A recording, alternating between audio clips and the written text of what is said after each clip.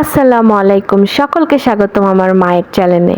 চলুন আজ দেখা নেওয়া যাক আমার মায়ের হাতে সজনে আলুর ডাল।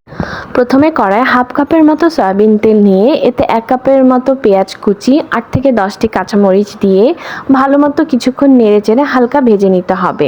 পেঁয়াজ কুচিগুলো হালকা ব্রাউন কালার হলে এতে আমরা দিয়ে দিব 1 চা চামচ পরিমাণ রসুন বাটা এবং কিছুটা নেড়ে চেড়ে নিয়ে এরপরে এতে দিয়ে দেব আগে থেকে সিদ্ধ করে রাখা আলুগুলো ম্যাশ করে পানি দিয়ে মিশিয়ে।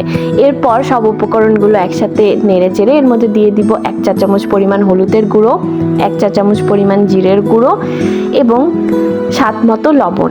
খানিকটা নেড়ে চেড়ে কষিয়ে এর মধ্যে দিয়ে দেব আগে থেকে ছিলে এবং পরিষ্কার করে রাখা সজনেগুলো। এবার সজনের সাথে আলুর ডাল এবং সবগুলো উপকরণ একসাথে কিছুক্ষণ আমরা নেড়ে চেড়ে কষিয়ে নিব 5 থেকে 10 মিনিটের মতো।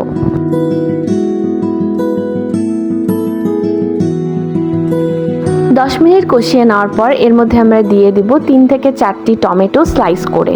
এরপরে আবার টমেটো, সজনে এবং আলুর ডাল সবগুলো একসাথে কিছুক্ষণ নেড়ে চেড়ে কষিয়ে নেব।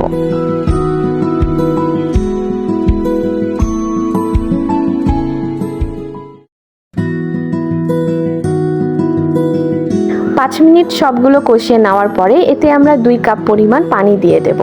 পানি দিয়ে আমরা এতে ঢাকনা দিয়ে ঢেকে দিব কিছুক্ষণ সজনা টমেটো সবগুলো সেদ্ধ হওয়ার জন্য এবং 10 মিনিট পর ঢাকনা উঠিয়ে নিলেই দেখব আমাদের সজনা টমেটো সবগুলো সেদ্ধ হয়ে গিয়েছে। এ পর্যায়ে আমরা খানিকটা নেড়েচেড়ে একটু পানিতে কমিয়ে নেব। এতে আমরা দিয়ে দিব হাফ চা চামচ পরিমাণে ভাজা জিরার গুঁড়া এবং যদি প্রয়োজন পড়ে তাহলে স্বাদ মতো আরেকটু লবণ দিয়ে কিছুটা নেড়েচেড়ে আমরা নামিয়ে নেব। ব্যাস রেডি আমাদের সজনে আলুর ডাল।